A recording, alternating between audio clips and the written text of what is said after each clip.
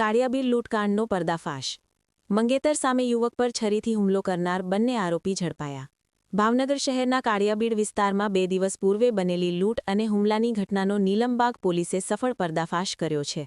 સગાઈ થયેલ યુગલ પર જીવલેણ હુમલો કરી લૂંટ ચલાવનાર બંને આરોપીઓને પોલીસે ઝડપીને આગળની કાનૂની કાર્યવાહી હાથ ધરી છે.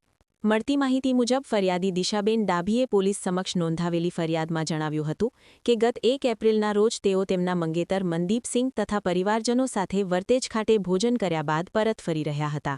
રાત્રિના આશરે 10:30 વાગ્યાના સમયે કાળિયાબીડથી બોર તલાવ તરફ જતા માર્ગ પર તેઓ થોડો વિરામ લઈને ઊભા રહ્યા હતા.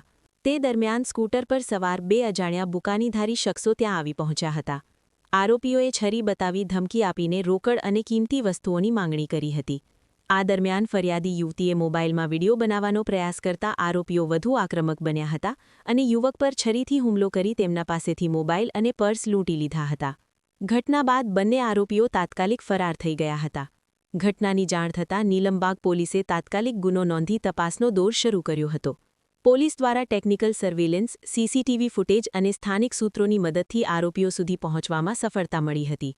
અંતે વાડુકડ વિસ્તારના હરેશ ઉર્ફે વિજય ભૂપતભાઈ રાઠોડ તથા બોરતળાવ મફતનગર વિસ્તારમાં રહેતા વિપુલ જીવરાજભાઈ જાદવને ઝડપી પાડવામાં આવ્યા હતા.